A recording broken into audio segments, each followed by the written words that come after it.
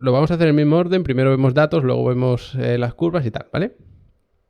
Entonces, tema de longitud del circuito son 5,5 kilómetros, que es como Qatar. O sea, lo tenemos aquí justo debajo el de Qatar. Y es verdad que ambos están por encima de la media, que es esta línea aquí que veis discontinua. Que el color de las líneas, por cierto, a veces lo pongo turquesa, a veces rojo, porque si no, no se ve bien. Entonces, bueno, son los detallitos míos. 5,5 kilómetros. No es un circuito muy largo. O sea, por ejemplo, el de Monza es más largo, pero no se hace tan largo. En primer lugar, pues porque tienes muchas rectas, y en segundo lugar, que viene derivado, pues porque se va, la velocidad media es más alta, ¿no? Evidentemente. Entonces, el de Estados Unidos es más bien tipo Japón, y como veis, si lo comparamos con Japón, pues sí que tiene su cierto parecido. El de Japón es un poco más largo, como podéis ver por aquí, pero bueno, es más o menos en longitud es como el de Qatar. Lo que pasa es que tiene la recta de atrás, que es muy larga. Qatar no tiene una recta tan larga, o sea, habría que comparar las dos rectas, pero yo creo que la de Qatar está un poco en término medio entre las dos rectas de Estados Unidos, porque la de meta precisamente no es muy larga. Luego aquí tenemos distancia total de carrera, que bueno, como siempre, pues tampoco es... tenemos el número de vueltas. La distancia total de carrera la tenemos aquí. A ver si se termina de cargar. Y no lo suelo mencionar mucho porque evidentemente pues todas están en esos 308 kilómetros más o menos, que es un circuito muy largo, pues se ponen menos vueltas y al final siempre se intenta cuadrar esto junto con el tiempo. Al final, si tienes una vuelta muy larga, pues bueno, intentas poner menos para cuadrar esto, pero depende de la velocidad, a lo mejor se te va un poco más, un poco menos. Evidentemente no puedes decir, pues se van a dar 57,3 vueltas para cuadrar exactamente 308 kilómetros. Pues no se puede, ¿no? Entonces pues estamos ahí. Luego es verdad que hay un circuito, me he liado con el último, que es el de Mónaco, que tiene menos, ¿vale? El de Hungría lo veis aquí con menos distancia, porque hay un fallo en la tabla de los datos y demás, pero bueno, el de Hungría también está en esos 308 por ahí, ¿vale? Alrededor. Entonces, 56 vueltas. ¿Qué pasa con 56 vueltas en un circuito de 5,5 kilómetros con una degradación medianamente importante? Pues que el tema del undercut previsiblemente va a ser importante. ¿Más que en Qatar? Pues seguro.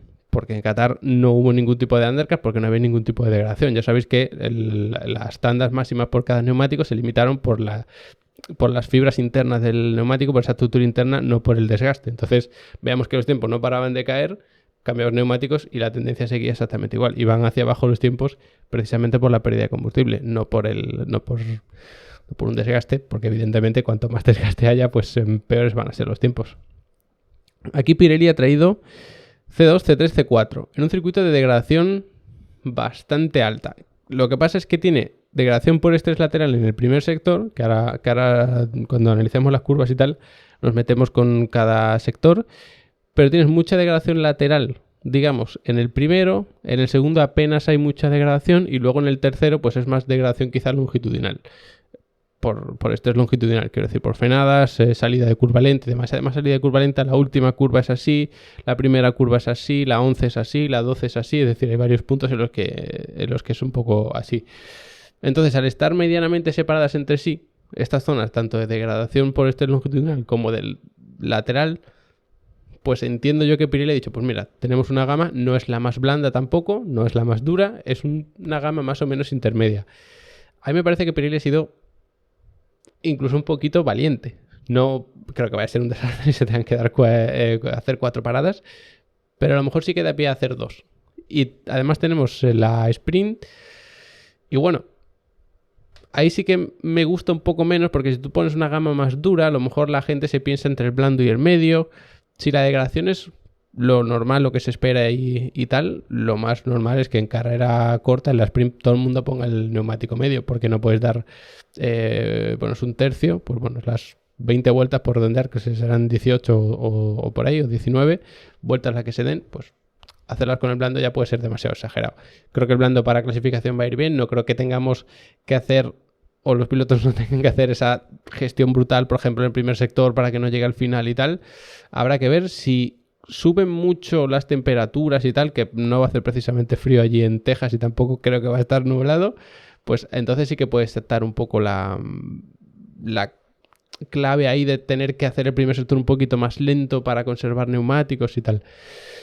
Veremos, porque la elección de Pirelli no ha sido precisamente muy conservadora. Y luego, en cuanto a la... un segundito, voy a hacer una cosa, Porque es que mira, tengo aquí lo del chat. Para intentar descargar todas las porque habéis visto que cuando intento pasar es como que tarda un poquito en cargarse. Es porque realmente se está descargando, ¿vale? Entonces voy a descargar todas así, perfecto, ¿vale? Así ya no tenemos que hacer esa espera. Luego tenemos, como decía, la distancia de la meta al primer punto de frenada. No es exactamente los metros desde la pole hasta el hasta el vértice de la curva. Además, el vértice de la primera curva es un poco extraño. Ya a lo mejor ya sabéis por dónde va si visteis el vídeo de ayer, pero es un poquito extraño. Entonces, esta distancia siempre es una especie de orientación. Todos los datos que damos aquí son una orientación. Cuando veis un informe a lo mejor de Pirelli o de Brembo o de la Fórmula 1 o de la FIA o de quien sea o de algún equipo, siempre son datos orientativos. ¿Qué pasa? Que a la gente le gusta tener un dato y además es la manera de comparar entre sí, ¿vale? Pero que sepáis que no es que haya 543 metros desde la meta hasta la primera frenada. Básicamente porque si el neumático está impoluto, puedes frenar más tarde, pero si está muy desgastado vas a tener que frenar antes. Pues esos 3 metros que tienes aquí ya se van, ¿vale? Esto está sacado del simulador de forma automática, entonces por eso me da el dato así. ¿Que lo puede haber redondeado? Pues lo podemos haber redondeado, pero no tiene tampoco tanta importancia, ¿vale? Lo importante de verdad es saber que hay una distancia generosa. No es una exageración como en México, no es tan larga, por ejemplo, como en Italia, como en España, como en Silverstone, ni siquiera. Que recordar que en Silverstone era la curva 3, la de la frenada. En Estados Unidos es la 1 y está en una distancia generosa. ¿Qué significa esto? Pues que puedes perder bastantes posiciones en salida y eso se va a pagar todavía más caro porque hay una cuesta arriba en la primera curva brutal. Entonces, esas inercias ya juegan un poco en tu contra. En España, por ejemplo, la pendiente es hacia abajo, o en Japón, pero aquí es hacia arriba. Entonces, si llegas a la pendiente con menos velocidad, digamos que vas a pagar más cara las inercias, por decirlo de alguna manera, explicarlo rápido. Eso pues se va a notar bastante. Así que la clasificación es importante, por supuesto, pero la salida más. Y sobre todo también sobrevivir a la salida. Encima tenemos sprint, tenemos la carrera larga, son 2 salidas las que hay que sufrir. También 2 clasificaciones, por supuesto, a las que hay que intentar entrar en Q3, sobre todo los equipos de arriba, que lo van a tener bastante complicado. Van a estar interesantes esas clasificaciones, pero ojo con la salida, ¿vale? Recuerdo, creo que fue de hecho el año pasado que alguien me lo comentaba por un vídeo de TikTok que he subido explicando la primera curva, que recordaba el choque del año pasado entre Russell y Carlos. Pues es que es una salida conflictiva porque precisamente el ancho del circuito es prácticamente siempre el mismo, pero de repente en esta curva se ensancha un montón y luego en la salida se estrecha. Entonces, claro, tú en la entrada curva ves que hay un montón de espacio, te pones en paralelo. Pero luego, ¿qué pasa? Que cuando vas a entrar en la curva, resulta que se hace el efecto embudo. Y a lo mejor te puedo poner incluso 4 coches en paralelo en la entrada, pero en la salida no caben. Así que hay que tener también bastante cuidado con eso. En cuanto al tema de las curvas, 20 curvas son muchas. Yo invito a todo el mundo que tenga la posibilidad a probar el circuito en el simulador, porque 20 curvas en este circuito no son curvas como la de Arabia Saudí, que si no recuerdo mal eran 26. ¿Vale? Que veis aquí que Arabia Saudí tiene un montón más, es el circuito que más tiene, tal. No son ese tipo de curvas. Son curvas, de verdad, son curvas para las que tienes que estar concentrado, para las que tienes que clavar la trazada. Por ejemplo, 16, 17, 18 son 3 curvas que se hacen seguidas hacia la derecha y realmente se traza como si fuese solo una. O sea, tienes que buscar un piano, los otros las haces ya, bueno, de hecho todas se hacen a fondo, pero como que tienes que jugar con la trazada para aprovechar uno de los pianos y luego irte abriendo por inercia. Pero en sí ya son 3 curvas. Y sobre todo los que podáis probarlo en el simulador vais a ver que puede tener su complicación. Sobre todo si falláis en la trazada de la primera, lo arrastráis a la segunda, lo arrastráis a la tercera. Entonces son 20 curvas, pero el número de 20 curvas luego puede tener más gracia o menos, ¿no? Porque en Arabia Saudí, por ejemplo, pues no sé si había 4 o 5 curvas que era como si no existiesen, o incluso más. No solo porque no es lo mismo tener una chicane, ¿no? Que es una frenada para 2 curvas, sino porque a lo mejor hay una curva que incluso se hace con el DRS abierto. Pues como es evidente, eso no tampoco aporta gran cosa, digamos, y tampoco supone mucha dificultad para los pilotos. En mi opinión, este es un circuito complicado para los pilotos porque tiene de todo, ¿vale? Y ahora lo vemos con el tipo de curva. Curvas por kilómetro, perdón, son 3,63, y para que lo contextualicéis como siempre, pues estamos por delante de Miami, por delante de Brasil, que lo vamos a tener bien prontito, de Azerbaiyán, incluso de Zandvoort, que es el de Países Bajos, por encima de Canadá, y luego ya por detrás de Abu Dhabi, Singapur y tal. Es decir, si os fijáis en los circuitos que más curvas por kilómetro tienen que él, pues son los típicos de mucha densidad de curva. El de Arabia Saudí con esa especie de trampa, por así decirlo, de tener tantas curvas que es como si fuesen rectas. Tenemos el de México, que también tiene bastantes. O sea, tiene la recta de meta, que es tremenda, pero luego esto estamos prácticamente un lado de otro. Emilia-Romagna, que es Imola, pues también precisamente un circuito de mucha curva. Una recta importante, pero luego el resto son todo curvas un lado de otro. Singapur, pues Mónaco, Singapur y Hungría son como los típicos de muy revirado. Pues fijaos dónde está Hungría, aquí abajo, ¿vale? Ya digo, no es el dato de decir, pues este circuito es revirado o no, pero este junto con el resto sí que nos pueden ayudar a contextualizarlo. Y ahora ya vamos con cada tipo con cada tipo de curva para cada lado. En total está bastante bien equilibrado porque es un circuito que se corre en sentido antihorario, ¿vale? Siempre hago este gesto porque es como que necesito visualizarlo. Entonces se dan hay más curvas hacia la izquierda que hacia la derecha, pero no muchas, porque hay otros circuitos, por ejemplo el de Qatar, pues eran muchas más a la derecha que a la izquierda. Ese se corre en sentido horario. Pero el de Estados Unidos, aún siendo en el otro sentido, que dirían, vale, pues va a haber más hacia la izquierda, sí, pero no tantas. Hay 11 por 9. O sea que está bastante bien equilibrado. Y luego viene un poco la gracia en el reparto a izquierda y a derecha del tipo de curva. Porque si os fijáis, de curvas lentas hay bastantes hacia la izquierda, pero hacia la derecha muy poca. Entonces eso también lo estuvimos viendo el otro día, que si tú tienes muchas curvas de baja velocidad a la izquierda, el neumático se degrada es el trasero derecho. Puede que también el trasero izquierdo, porque puede llegar a patinar. Evidentemente, si patinas es como si lo rascases contra el asfalto y eso también va a provocar mucho desgaste. Pero por responsabilidad, por decirlo de alguna manera, sería el trasero derecho el que se desgasta.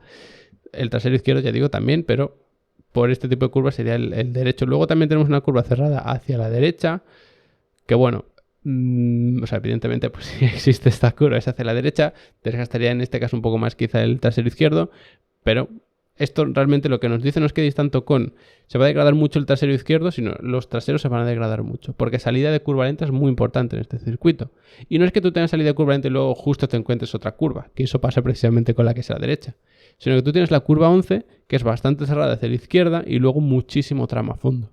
La curva 1 es muy cerrada, es prácticamente igual que la 11, y luego viene la 2 seguida hacia la derecha, la 3, 4 que se van enlazando, pero se hacen a fondo, esas 3, y además tienes que salir de ahí con mucha velocidad. Entonces, ese factor tracción, ese factor de salida de curva lenta es muy importante. Y otros años había equipos tipo Mercedes que en eso destacaban especialmente. Pues habrá que ver si este año son capaces o no. Es decir, muchas veces se dice, pues no, pues la unidad de potencia va bien o va mal porque tiene más velocidad punta o no. Y a veces eso, o sea, no es que sea un error, pero esto depende mucho de la aerodinámica, incluso más que de la unidad de potencia. Sin embargo, salida de curva lenta, una cosa es el agarre que tú consigas en los neumáticos, otra es el empuje que consigas con la unidad de potencia y luego es lo que tú consigas a alta velocidad. Son conceptos diferentes y evidentemente que tú tengas muy buena salida de curva lenta no significa que la unidad de potencia sea la mejor. Porque cualquier unidad de potencia tú le pisas al acelerador en Fórmula 1 y se da la vuelta. Porque el neumático no es capaz de agarrar lo suficiente como para que eso no pase. Sobre todo los delanteros. Y de hecho los traseros patinan, ¿vale? Hacen como un coche el típico donut que se hace cuando ganas y la FIA se cabrea y todas esas cosas. Pues se puede hacer con cualquier Fórmula 1, evidentemente. ¿Qué significa eso? Pues que necesitas más apoyo en los neumáticos. Ahora bien, una vez que superas la primera fase, cuando ya pues estás engranando tercera, cuarta, ahí ya sí es pie a tabla y las unidades de potencia que tengan mejor empuje a relativas bajas velocidades son las que destacan. Luego curvas de velocidad media, que me estoy olvidando mucho con las de baja, tenemos 3 a cada lado. Está bien, o sea, pueden parecer poca, pero al final, por ejemplo, en España también tenemos 3 a cada lado, en Mónaco hay 2 a cada lado, porque en Mónaco es más de curva lenta, es decir, muy equilibrado en este sentido, curva media, que va a desgastar un poco pues, los dos neumáticos, no hay una enorme diferencia. Ahora bien, si son curvas de velocidad media alta, pues entonces sí desgastaría más lo de delante, si es media baja, pues entonces un poco más los traseros, pero vamos, que eso es un circuito un poquito más normal. Y luego curvas de alta velocidad hay 3 hacia la izquierda, que ya son bastante, pero luego tenemos 5 hacia la derecha. Y eso son muchas curvas hacia la derecha. ¿Qué provoca? Pues que el delantero izquierdo se desgaste mucho. Curva 2, rápida a la derecha, se enlaza con una rápida hacia la izquierda, se enlaza con una rápida a la derecha, se enlaza con una rápida a la izquierda, se enlaza con una... Entonces todo eso va desgastando mucho los dos neumáticos.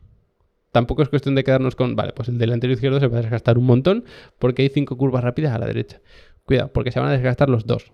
Porque no solo es que haya bastantes para ambos lados, sino que realmente es una, otra, y no da tiempo a refrigerar prácticamente los frenos. De hecho, ya no solo es la velocidad de las curvas, sino lo largas que sean. Porque ahora lo vamos a ver cuando analicemos cada curva, justo después de esto. Hay curvas hacia la derecha, hay más, pero también hay algunas que encima son bastante más largas. Entonces, si das muchos metros hacia la derecha, velocidad media alta, el neumático izquierdo se va resintiendo y se va resintiendo. Luego en frenadas son 10, son muchas, y es un circuito en el que, si no recuerdo mal, en los informes de Pirelli y Brembo decían que, bueno, que la dificultad para los frenos era media, como mucho media alta y tal, pero estas 10 frenadas son muchas. Para 20 curvas significa que para la mitad hay que frenar. Porque es que además no es un circuito precisamente de muchas chicanes, de pues frenas para una y coges las dos y tal. Sino que es un circuito de frenas, coges esta curva, aceleras, frenas, coges esta curva, aceleras. Viendo datos y demás, y viendo incluso pues un poco el trazado y demás, yo diría que la dificultad es más bien alta. No es extrema, no es un Singapur, por ejemplo, no es ni siquiera quizá un Bahrein, que aquí lo tenéis más abajo, lo tenéis aquí, con, si no recuerdo mal, eran 8 frenadas. 10, 9, 8 frenadas exactamente, pero Bahrein se sufre todavía más con los frenos, ¿vale? Porque las frenadas son... A ver, aquí veis que, bueno, tenemos 3 frenadas muy fuertes y en Bahrein se supone que hay 2, pero claro, las que son medias pueden ser media alta o media baja o baja, ¿vale? Las que restan aquí. Yo solamente pongo este dato para tampoco saturarnos mucho. Pero el circuito de Bahrein, por ejemplo, para que os hagáis una idea, es de los más difíciles para los frenos, y lo tenemos por aquí. Otro circuito muy difícil para los frenos, el de Canadá, que es el típico en el que salen ardiendo y tal. Pues lo tenéis aquí con 2 frenadas fuertes. Este tiene 3, no significa que sea más difícil, pero cuidado, ¿vale? Luego hay como un cierto truco con los reglajes, porque, bueno, si reduces el conducto de ventilación de los frenos, pues se van a refrigerar peor, como es evidente, pero puedes dedicar más aire a la carga aerodinámica. Si tienes más carga aerodinámica, eso te ayuda también a frenar gracias al drag, y además hay momentos en los que tienes que tocar menos el freno porque gracias a esa carga aerodinámica puedes trazar las curvas más rápido. En fin, es un asunto complicado, pero en definitiva es un circuito en el que los frenos sí que se sufre bastante, ¿vale? Y si tu punto fuerte son los frenos, como puede ser el caso de Aston Martin, al menos al principio de la temporada, es un circuito en el que puedes sacar cierta ventaja. En el primer sector no, curva 1 un poco, pero en el resto no. Segundo y tercer sector sí que puede sacar mucha ventaja de ahí. De hecho, el Aston Martin parece que va bien en circuitos tipo Mónaco, tipo Singapur, tipo Zandvoort también. Que bueno, que al final fueron carreras muy caóticas, sobre todo la de Singapur y la de Zandvoort por las condiciones y tal. Pero ese último sector se parece bastante. Tiene una zona que es muy parecida a eso. Luego serie curva rápida muy larga hacia un lado, luego curva de tirar el coche hacia el otro y tal, pero se juega mucho con el freno. Hay zonas en las que se juega mucho incluso con el freno motor, que eso a lo mejor ya no es tan punto fuerte. Pero de todas formas, Aston Martin decía que iba a traer novedades aquí. Si esas novedades hacen que el coche se parezca al del año... Bueno, al del año pasado no, al de principio de año, sí que pueden tener cierta oportunidad. No de competir con Red Bull, sería una locura que consiguiesen algo así con las mejoras traídas a Estados Unidos, pero sí que pueden conseguir algo que sea bastante interesante.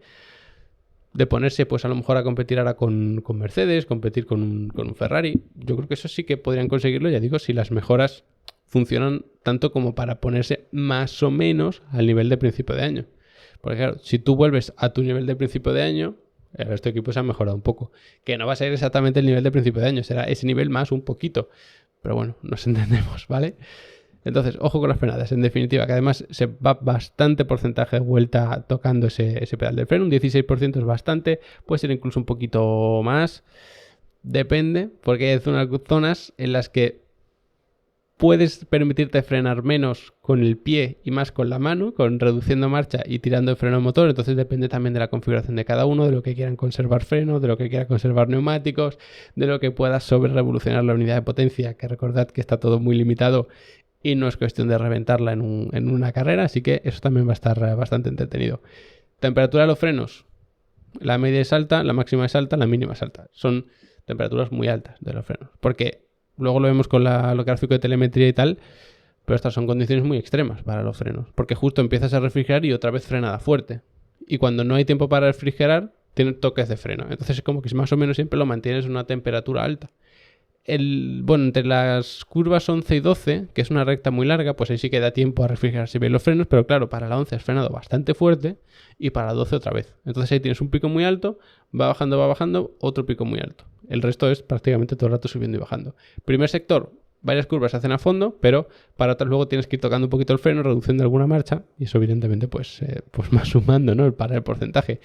Y curiosamente este porcentaje de vuelta acelerando a fondo, ostras, pues lo ves y dices, bueno, pues se acelera a fondo, pues más o menos como en Canadá, un poquito menos que en Miami, pero estamos a nivel de Canadá, de Abu Dhabi, de Singapur casi, de los Países Bajos que lo tenemos por aquí. Es decir, digamos que es el cabeza del grupo de bajo porcentaje, ¿no? Podríamos hacer como, Mónaco lo dejamos aparte porque está en su propia liga, pero luego tendríamos como este grupo hasta aquí.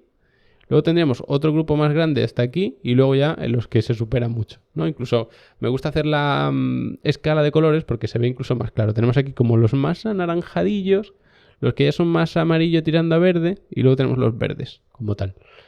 Más o menos, ¿no? El tema de los colores es un poco polémico porque cada uno los ve de una manera luego. Pero bueno, más o menos. El caso no es el circuito precisamente de estar mucho tiempo acelerando a fondo, un 70%. Otras pues es un porcentaje importante al final. Pero para ser un Fórmula 1, que es la cuestión que aquí se trata, pues no es para tanto. En la recta de meta, pues se hace a fondo, evidentemente, para eso es una recta. La recta de atrás también, es aquí una de las curvas 11 y 12 que mencionaba antes, pues también hay eso se va a hacer a fondo, ¿no? Como todas las rectas. Pero luego, por ejemplo, en el último sector, sí que tienes esa serie enlazadas hacia la derecha todas que se hace a fondo, pero luego tienes que, justo termina y tienes que pisar el freno y tirarte a la 19, te abres y luego justo empiezas a acelerar a fondo y tienes que volver a frenar para hacer la 20. En el primer sector tienes la frenada de la 1 evidentemente y luego 2, 3, 4 la haces a fondo, pero luego ya tienes que ir a medio gas, tocando freno, reduciendo marcha para hacer 5, 6, 7. Tienes que ir jugando mucho con las reducciones de velocidad. Entonces como que cada sector es muy diferente y si haces la suma global, pues te queda con que, si vas acelerando a fondo en las rectas que hay, pero en el resto del circuito no vas tanto tiempo realmente acelerando a fondo, ¿vale? Y lo digo porque cuando ves el esquema, puede parecer que hay como varios tramos de recta muy importantes y tal, pero la realidad es que destacan más los otros. Y por eso se va poquito en octava marcha, que ya sabéis que esto es un dato aproximado, evidentemente, pues si descargas el coche vas a ir más tiempo en octava. Descargas aerodinámicamente, quiero decir. Pero aquí la gracia es que es un circuito en el que tú lo ves y piensas, vale, pues vamos a poner una carga más o menos media, carga aerodinámica, porque hay zona de curva muy revirada, curva rápida, digamos, primer sector. Digo, vale, pues voy a poner mucha carga. Segundo sector, muy importante la recta. Digo, vale, pues pongo baja carga. Y luego tienes el tercer sector que es más bien de curva de muy baja velocidad, donde ni te importa mucho tener drag, que un poquito sí, sobre todo por las últimas, y tampoco te ayuda excesivamente la carga aerodinámica, un poquito sí, sobre todo por las últimas también. Entonces, uno es más o menos media. Si el circuito fuese como el tercer sector, pondrías carga media. Si fuese como el primero, dirías, vale, pues pongo alta. Si fuese como el segundo, pondrías baja. Entonces, vale, pues voy a poner carga media para ir más o menos bien en todos los sectores. El problema es que este porcentaje en octava te está marcando más o menos un valor que no es que te lo diga exactamente, sino como que te guía de cierta manera de cuánto vas a penalizar por el drag. Pensad que en octava marcha vamos cuando ya vamos en el rango máximo de velocidad en Fórmula 1. Y la carga aerodinámica aumenta exponencialmente con la velocidad, como ya sabréis muchos de los que me veis. Entonces, si va aumentando exponencialmente con la velocidad y estamos en el rango máximo, el drag es brutal. Y además, el drag que sufre un coche Fórmula 1 yendo en octava es una auténtica locura. Y si este porcentaje en octava es tan bajo, significa que tampoco vas a penalizar tanto por el drag. Que luego había que entrar viendo histogramas de velocidad y ese tipo de historias, porque claro, no es lo mismo ir, vale, ¿voy en octava o no? Bueno, no es lo mismo ir en séptima que ir en segunda. Tampoco, ¿vale? Entonces, como digo siempre, es como una especie de guía para coger todos los datos en conjunto y sacar información y construir un poco el contexto. Pero es curioso porque en la recta de atrás, la que une las curvas 11 y 12 que tanto estamos mencionando, es una recta muy larga y ahí se penaliza muchísimo. Los que podáis probar el circuito con cualquier simulador, me da igual si es el F1.23, el Assetto Corsa, el que sea, si dais una vuelta, descargáis aerodinámicamente el coche con los reglajes y volvéis a dar una vuelta, se nota clarísimo como, bueno, si tenéis el numerito del delta, pues lo vais a ver claramente como en recta vais recortando tiempo con menos carga, pero además lo vais a notar también porque la última marcha se engrana mucho antes. Pero claro, también os vais a dar cuenta que la recta se empieza a una velocidad bajísima. ¿Y qué pasa con eso? Pues que a esa velocidad baja, que no es que vayas a 50 por hora, evidentemente, pero bueno, estás incluso quizá por debajo de los 100 km por hora, desde los 100 hasta los 200, el drag se puede considerar menos importante. Entonces estás el primer tramo de la recta sin penalizar mucho.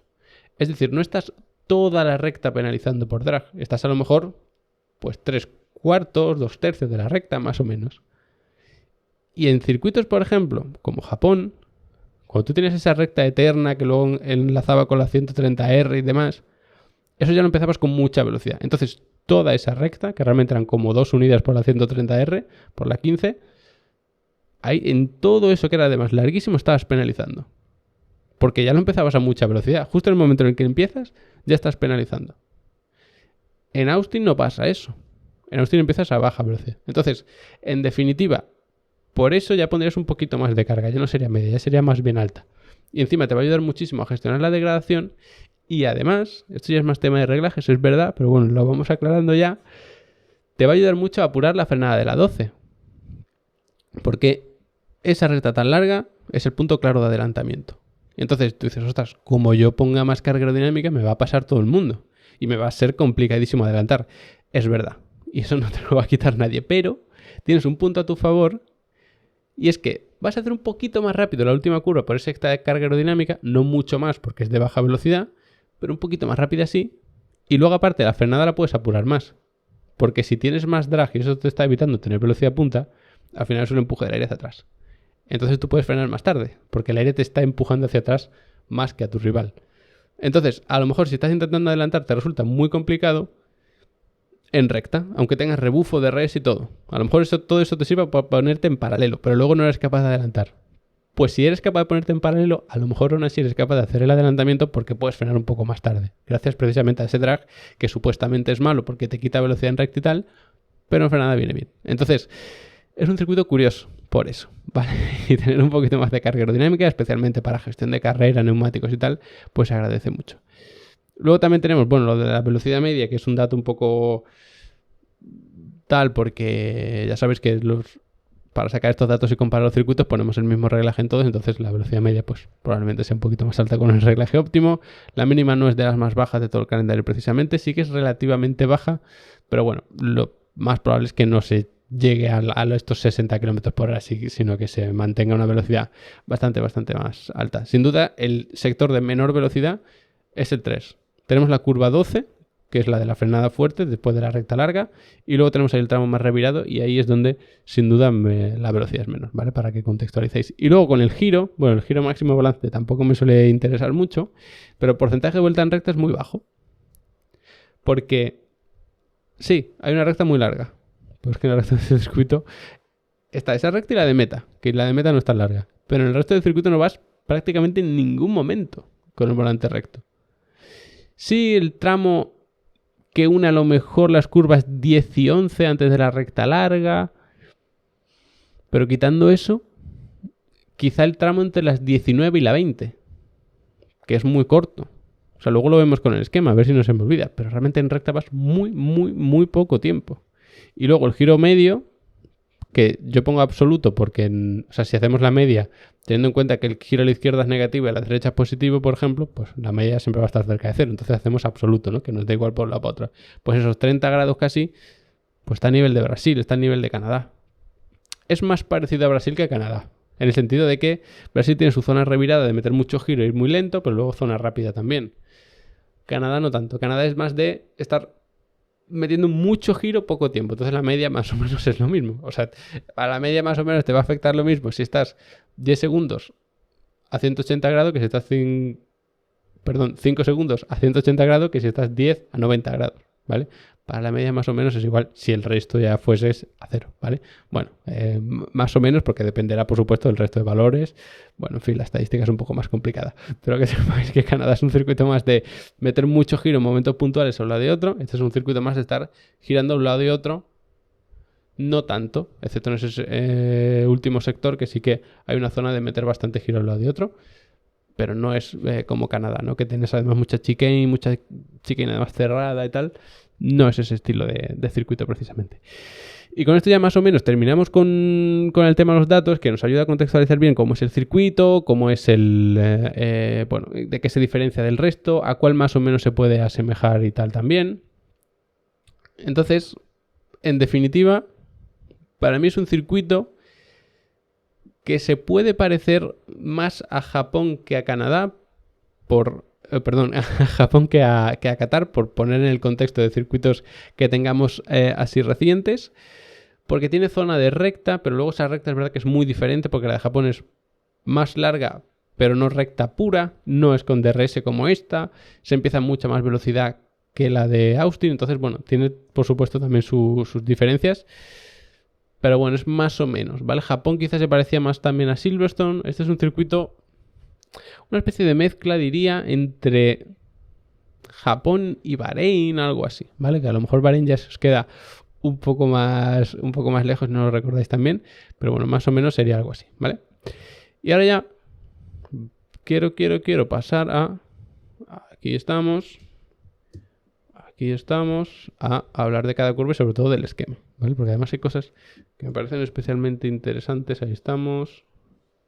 Un poquito menos. Ahí está. ¿Vale? Es que todavía no tengo la... O sea, me gustaría personalizarme bien lo de los overlays y las escenas estas de OBS y tal, que todavía estoy ahí. Y hay que poner un poco de carga que ayude en frenada, además de cerrar un poco los conductos, ¿no? Exactamente, sí. Ojo al resumen.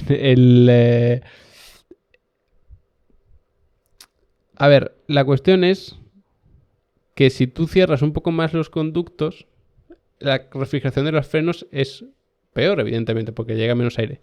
Pero si ese aire lo puedes dedicar a generar carga aerodinámica, cuanta más carga, menos velocidad tienes que perder. Entonces menos haces trabajar. Es decir, si tú reduces los conductos de frenos de forma eficiente, y me refiero a de forma eficiente, mandando aire a generar carga, lo que vas a conseguir es, se van a refrigerar peor, pero también van a trabajar menos, ¿vale? De forma muy sutil, o sea, no es que de repente la temperatura sea la mitad, pero eso seguiría un poquito por ahí, ¿vale? Entonces, lo que yo quiero hacer ahora es... Ah, no, perdón. Esto, vale, algo así. Ah, mira, pues más o menos sí que lo tenía preparado. Hacemos así. Vale, ahora estáis viendo mi pantalla. Yo creo que bien. ¿No? Sí, ¿no? Sí, yo creo que bien. Es que pensaba que no tenía esto todavía configurado. Bueno, este es el esquema del circuito. Entonces, un poco lo que os decía antes. Segundo sector, todo esto te va a venir bien la carga aerodinámica, incluso el principio del segundo, pero el segundo realmente esta parte es un poco más lenta. Luego todo esto ya se debería hacer a fondo. Es decir, para 9 sí que tienes que levantar un poquito, pero luego 9, 10, 11 se hace a fondo, frenada fuerte y sin duda lo más importante es esta recta, que fijaos lo larga que es si lo comparamos con el resto del circuito. Pero luego esta es muy corta, esta también es muy corta y esto es precisamente el tramo que os decía de recta, que nos salió un 42% con el volante recto. Pues ese porcentaje está, bueno, vamos a empezar por el principio, recta de meta. Aquí no da tiempo a poner el volante recto porque justo te estás abriendo la 1, tienes que recuperar para abrirte a la 2 y demás. Esto lo sigas haciendo en círculo, vas aquí evidentemente trazando en S. ¿Cuál es el otro porcentaje? Pues tienes aquí un pequeñísimo tramo y luego haces esta y aquí otro tramo un poquito más generoso, eso sí, para frenar en línea recta y luego todo esto. Este tramo tampoco da tiempo porque justo te abres de la 12, te tienes que estar abriendo otra vez para la 13. Esto muy revirado, esto se hace bastante rápido a fondo, pero girando y luego este pequeñito tramo. Porque claro, como tienes la 9 y te quedas aquí abierto para la 20 que se hace al mismo lado, también hacia la izquierda, pues sí que te puedes quedar abierto. Si fuese para el mismo lado, no, porque tendrías que estar de este lado, te tendrías que abrir al otro y luego girar, ¿vale? Pero como no es el caso, son las dos para el mismo lado, pues por eso, ¿vale? Y al final, pues es un circuito en el que no te queda tiempo. Incluso entre la 18 y la 19 no puedes poner el volante recto, porque estás girando así. O sea, puedes estar a lo mejor algunos metros con el volante recto para frenar y luego tirar el coche, pero es prácticamente nada, ¿vale? Por eso el porcentaje sale tan bajo. Que aún así es un 42%, no está mal, pero para ser un Fórmula 1 y un circuito de estos, pues va un poco por ahí, ¿vale? Luego, bueno, esta frenada es bastante fuerte, esta frenada es muy fuerte y esta frenada es muy fuerte. Pero claro, luego tenemos, por ejemplo, la 19 no es fuerte porque es golpe de freno y tirar el coche. Aquí tenemos una frenada media, podríamos decir. Y luego todo este tramo es de levantar un poco, reducir marchas, golpecitos pequeños del freno. Y eso pues va sobrecalentando también un poco. Y también la unidad de potencia. Los que tengan un problema con la unidad de potencia, de sobrecalentamientos y demás, este es un circuito complicado para eso. Porque necesitas tirar de freno motor sí o sí. Entonces eso pues te va a penalizar mucho. Si no lo puedes hacer por tema de fiabilidad, pues te penaliza, como no puede ser de otra manera. Y otra cosa que quería comentar por cierto, bueno, dos cosas, a ver si no se me olvidan, que cuando me pongo a hablar de una se me olvida la otra. Bueno, zonas de RS y puntos de final de sector. ¿Por qué digo esto? Porque siempre tenemos la trampa de velocidad en el punto de mayor velocidad del circuito o uno de los más, ¿vale? En este caso, ¿dónde está? Final de recta, antes de la frenada de la 12, evidentemente. Entonces ahí vamos a ver, sobre todo, quizá en clasificación, que todo el mundo habla del DRS y tal, pues si nos dan ese dato y nos lo enseñan, podemos tener ahí una idea de quién lleva más o menos carga aerodinámica. Pero luego en el resto también. ¿Por qué? Pues porque quien pase muy rápido, porque al final bueno, incluso cuando sacamos aquí los datos, tenemos el dato de la trampa de velocidad, que es esta, y luego del final de cada sector. Y el final de cada sector nos da una información bastante interesante. ¿Por qué? Pues porque al final del primer sector va a pasar por ahí muy rápido quien tenga más carga aerodinámica. Porque quien tenga más carga aerodinámica más rápido puede hacer esta curva 6. Entonces llegas a este punto más rápido. El final del segundo lo va a hacer más rápido quien tenga más capacidad de tracción. Es decir, quien tenga mejor salida de curva lenta. Ahí la aerodinámica pues te puede ayudar un poco, pero no tanto. Es decir, aquí va a destacar quien tenga mejor tracción. De hecho, no me extrañaría que el que mejor tiempo marque en este punto, bueno, tiempo no, velocidad, el que mayor velocidad, mejor dicho, marque en este punto, sea realmente el que gane el Gran Premio, porque es un circuito en el que es muy importante esa tracción en prácticamente todos los puntos. Si tienes carencia de carga aerodinámica, pues sufres aquí y lo ganas aquí. Si tienes lo contrario, carencia de velocidad punta, pues lo pierdes aquí y lo ganas aquí. Pero si careces de capacidad de tracción de salida de curva lenta, vas a penalizar aquí, vas a penalizar aquí incluso un poco también, aquí también, aquí también. Son muchos puntos y no hay forma de compensarlo. Es decir, si tienes un problema respecto a la aerodinámica, penalizas en un lado a cambio de ganar ventaja en otro. Sea cual sea el problema, tanto de alta carga como de baja. Pero si es un problema de tracción, es complicado solucionarlo. Y luego tenemos el final de este, que es una especie de mezcla entre los dos. Porque sí, es tracción porque está en salida de esta curva, pero esta curva no es tan cerrada como la 12, por ejemplo. Entonces, es una especie de mezcla. Aquí la aerodinámica sí que es un poquito más importante, pero bueno, es más bien, por poner así un porcentaje, más bien 75% tracción, 25% carga aerodinámica, diría yo, ¿vale? Por poner un porcentaje.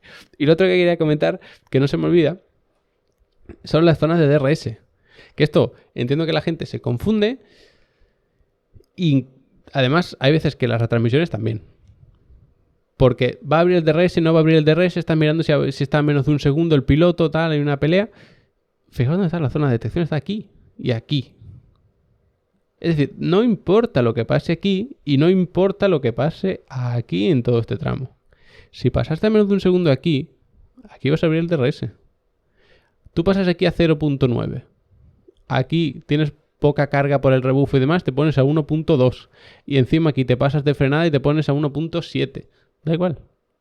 Aunque el otro piloto en este momento esté a casi 2 segundos de ti por delante, tú aquí puedes abrir el DRS si aquí pasaste a menos de un segundo. Así funciona la zona de detección de DRS. Incluso aquí pasas a 0.3, estás encima, aquí te pones a 0.1, apuras frenada, incluso adelantas de una forma espectacular y loquísima en esta curva 20 y te pones por delante. Pues aquí, aunque estés por delante, vas a abrir el DRS. Y eso es como la típica confusión que en este circuito puede aparecer.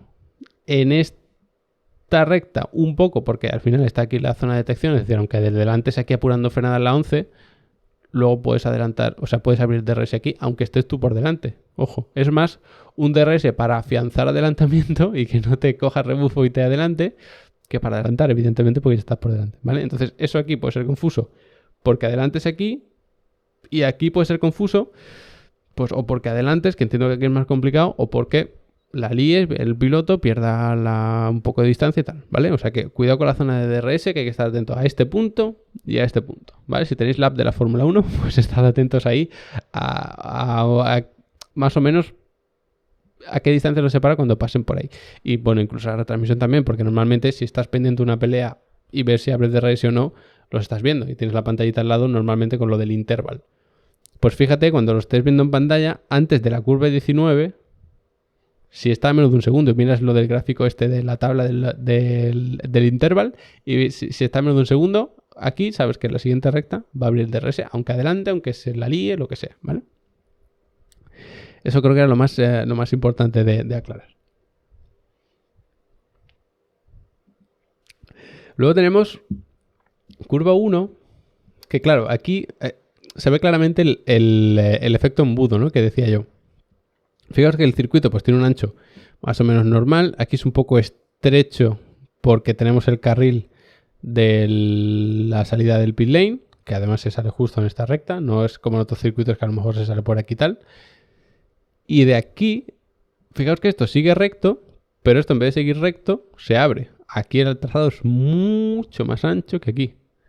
Eso está bien para la salida, porque se crean huecos, pero es que luego aquí vuelve a ser estrecho. Entonces está muy mal para la salida porque se hace el efecto embudo. Si os fijáis, según vamos avanzando así, el circuito cada vez es más estrecho. Aquí es más ancho, aquí un poco menos, aquí un poco menos, aquí un poco menos y aquí ya lo que menos. Entonces, si tú trazas con un compás así y haces todo el giro, te quedaría algo así, ¿vale? Ha salido un poco chuchurrí, pero incluso mejor de lo que me esperaba. Entonces, ¿qué significa eso? Que se forma el efecto embudo. Y en salida es peligroso. Y eso que se lo digan a Carlos el año pasado. Y no es solo eso, sino, una vez más, los que deis el simulador y tal, y si no, los que veis las cámaras on board, llaman mucho la atención como está el coche aquí y siguen por aquí. Como si no viesen el vértice este. De hecho, muchas veces ni se ve el vértice hasta que ya el coche no está bastante girado. Porque para hacer bien esta curva se tiene que hacer una cosa más o menos así. Es decir, tú tienes que actuar como si el centro de la curva estuviese más, en vez de aquí, estuviese un poquito más bien por aquí. Y es confuso porque, claro, si tú ves esto, parece que el circuito hace así y la curva es así. Pero si tú lo interpretas de esta manera, no estás aprovechando este ancho del circuito. Entonces tú tienes que intentar ver que este es el principio y este es el final. Entonces, por eso es una curva muy particular, además es igual que la 11 y se tiene que hacer redondeando, ¿vale? Y por eso vais a ver que parece que el piloto se está olvidando del vértice y demás, ¿vale? Pensad que la interpretación es como si cogiesen una curva con el vértice aquí, en vez de aquí donde está el piano, ¿vale? Y de esa manera se interpreta un poquito mejor. El caso, luego, esta curva pues se redondea mucho, se apoya en este piano, y luego no hace falta abrirse del todo aquí para cerrarse y tal y cual, porque entonces puedes recorrer demasiados metros y no te sale rentable. Yo siempre digo que cuanto menos gires el volante, mejor, porque más eficiente haces la curva al final, pues no deformas tanto los neumáticos, no pierdes tanta velocidad. Pero en esta curva 2 no interesa tanto lo de abrirse para luego girar menos, porque eso implicará que tengas que recorrer todos estos metros, ¿vale? Es decir, abriéndote aquí para luego cerrarte por aquí y tal.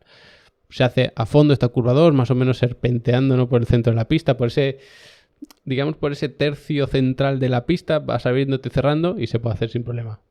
Hombre, el fallo más típico es quedarte aquí, no abrirte mucho y luego atacar pronto la 2, porque entonces ya sí que te vienes largo, evidentemente, ¿vale? En salida, pues a lo mejor tienes que levantar un poco, porque la trazada está un poco forzada, porque tienes mucho combustible, tienes pilotos alrededor, entonces a lo mejor ahí sí que hay que levantar un poco, pero lo normal es que no hay que hacerlo. Y aquí viene una de las zonas. A ver, hay pilotos a los que se le da bien las curvas de alta velocidad, pilotos a los que se le da bien los de baja, hay pilotos a los que ninguna, hay pilotos a los que todas. Y esta es una zona que si se te dan mal las curvas de alta velocidad, es una tortura. Porque es una tras otra, y cada una tiene un radio diferente. La 4 y la 5 parecen bastante parecidas, pero la 5 es un poquito más abierta, pero se llega con más velocidad, porque esta 3 sí o sí hay que hacerla a fondo. La 4 a lo mejor hay que levantar un poco en función de si el neumático está muy desgastado, si pasa alguna cosa, si a lo mejor la carga de combustible afecta demasiado y tal, pues a lo mejor sí que hay que levantar. Y luego para la 5 sí o sí hay que levantar, dar algún golpe de freno, reducir alguna marcha y demás, porque si no, pensad que no es que esto todo lo vayas a hacer con la misma velocidad, es que vas acelerando a fondo. Entonces, aquí llegas con una velocidad sigue aumentando, aquí llegas a más velocidad y sigue aumentando y aquí llegas todavía a más velocidad. Entonces, aunque esta sea como esta, no llegas a la misma velocidad, llegas más rápido. Y al llegar más rápido, hay que reducir porque entonces no la puedes tomar, porque es que además luego tienes la 6 y te la comerías directamente. Y esta 6, pues aquí no hay que estar. No hace falta estar aquí para trazar la 6 y luego hacer así y tal. No hace falta. Es decir, incluso si te pegas aquí no está mal, porque la curva tiende a aplanarse y luego a cerrarse. Entonces tú te puedes estar aquí más pegado, luego aquí te separas un poco y luego ya te vuelves a abrir, que ahora lo vemos. Bueno, te vuelves a cerrar, mejor dicho. ¿Vale? Es decir, aquí pegada a la derecha, aquí te separas un poco y luego te vuelves a pegar a la derecha. ¿Vale? Son curvas que tienen una complicación interesante, realmente, porque además es el típico circuito, bueno, no circuito, sino sector en el que se demuestra lo que es un Fórmula 1 realmente y por qué es la categoría de los mejores tiempos por vuelta. O sea, esto, cualquier otra categoría, y digo cualquier otra, podemos bajar a Fórmula 2, podemos irnos a Indy, podemos irnos a Fórmula E, podemos irnos a cualquier categoría GT, por supuesto, pero como hace un Fórmula 1 esta serie de curvas, no lo hace ninguna categoría. Es precisamente porque es... O sea, si veis un Fórmula 1 en vivo en un circuito, lo que impresiona es la capacidad que tienen para ir tan rápido de un lado y otro y cambiar de dirección tan rápido y a tanta velocidad. Pues de eso va esto. Y se lleva al extremo. Se lleva tanto al extremo que aquí es un golpe de freno, tirar el coche y reducir alguna marcha para que esa retención del tren motriz, que te retiene el tren trasero, pues haga que el coche se cruce más todavía. Y vas sobre revolucionadísimo y rapidísimo en estas curvas. Es una locura. O sea, las cámaras son en estas enlazadas son una auténtica pasada. Luego tenemos las 6, 7, 8, 9, 10, que como veis sigue serpenteando el circuito ya de una forma un poquito más revirada y hay que reducir más la velocidad, pero sigue serpenteando. Entonces, bueno, sigue teniendo la gracia de esa curva rápida, pero es verdad que no es tan crítica a lo mejor y no es tan parecido, por ejemplo, a Silverstone, ¿no? Como veis aquí está más aplanada la 6 y luego se cierra. Si nos fijamos en la de antes, estaba cerrada y luego se aplanaba, ¿vale? Para que contextualicéis un poco que esto ya es el final. Entonces tú, si estás pegado al principio, te vas separando por inercia aquí y luego te puedes volver a pegar. Y es algo importante quedarte más o menos en mitad de pista para volver a abrirte y aprovechar este piano de aquí.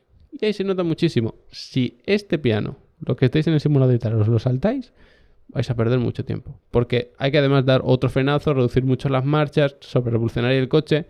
Y si os vais largos, os vais a quedar aquí pegados, vais a tener que abriros, en fin, vais a notar ahí una pérdida bastante importante de tiempo. Entonces, este tramo hay que clavarlo.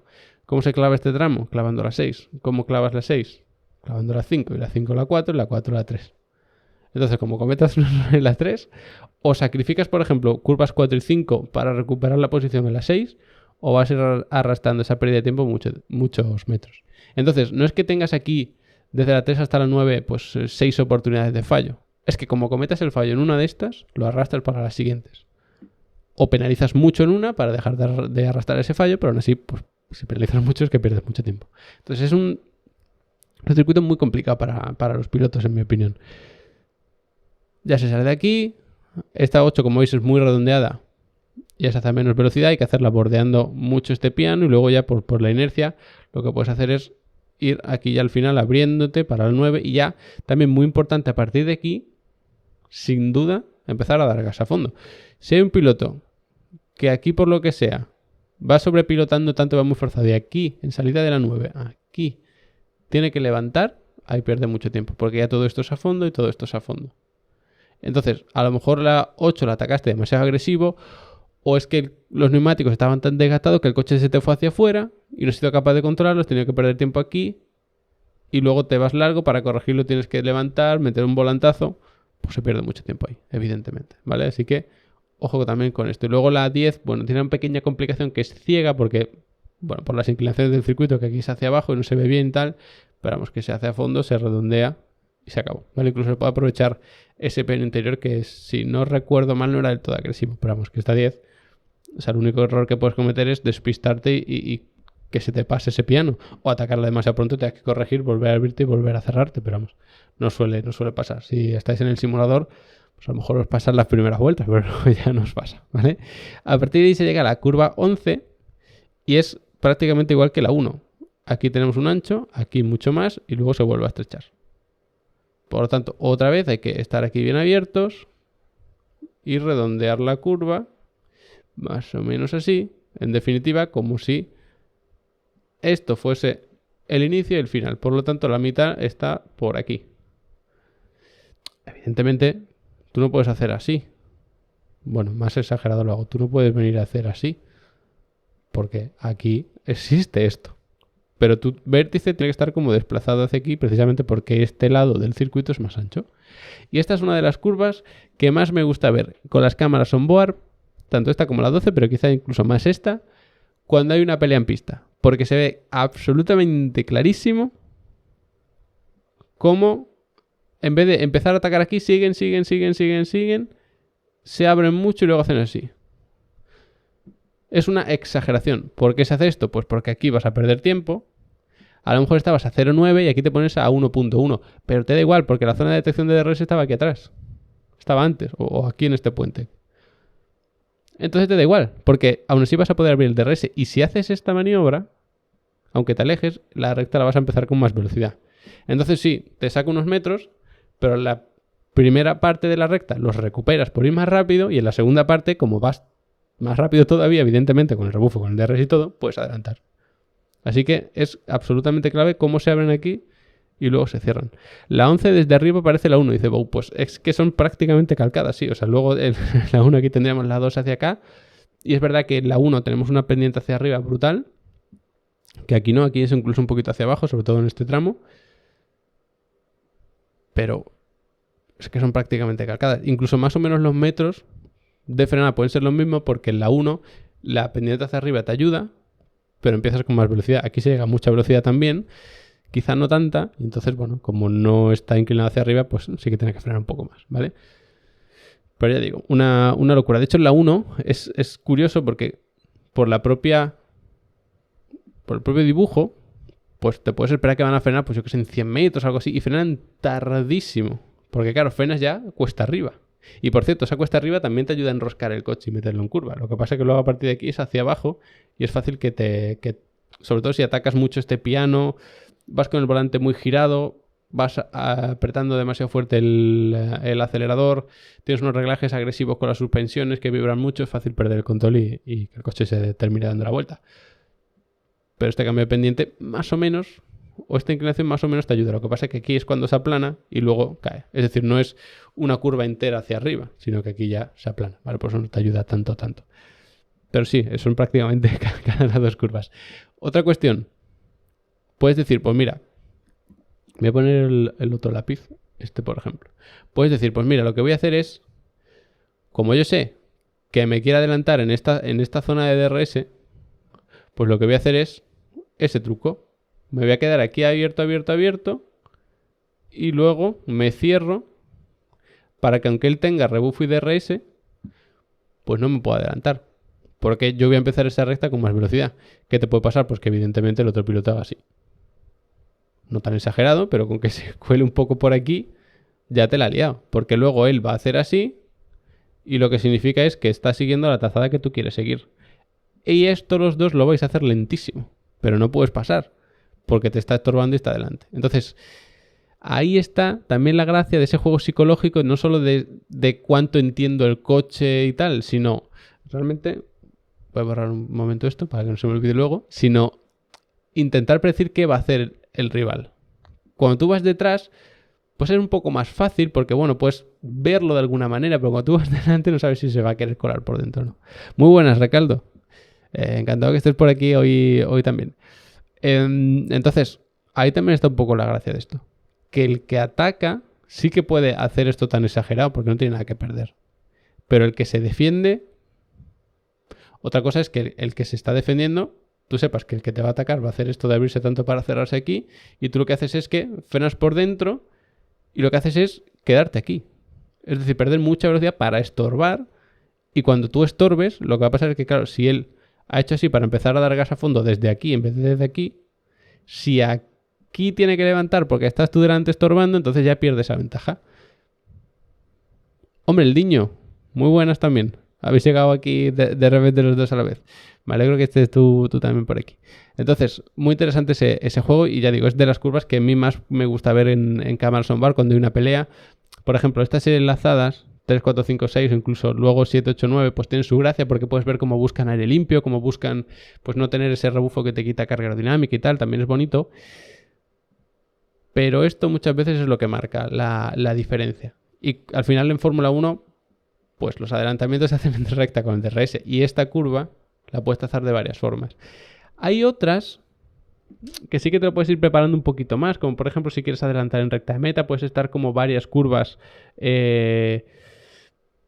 preparándote el adelantamiento. Si vas a adelantar en esta recta no es varias curvas, te lo preparas en la 11 y adelantas. No te puedes preparar el adelantamiento desde la 10, por ejemplo. Entonces, bueno, ese tipo de adelantamientos más preparados también tienen su gracia y quizá, aparte de la recta de meta, no lo podemos encontrar aquí, que esta es la zona de menor velocidad sin ninguna duda de todo el circuito.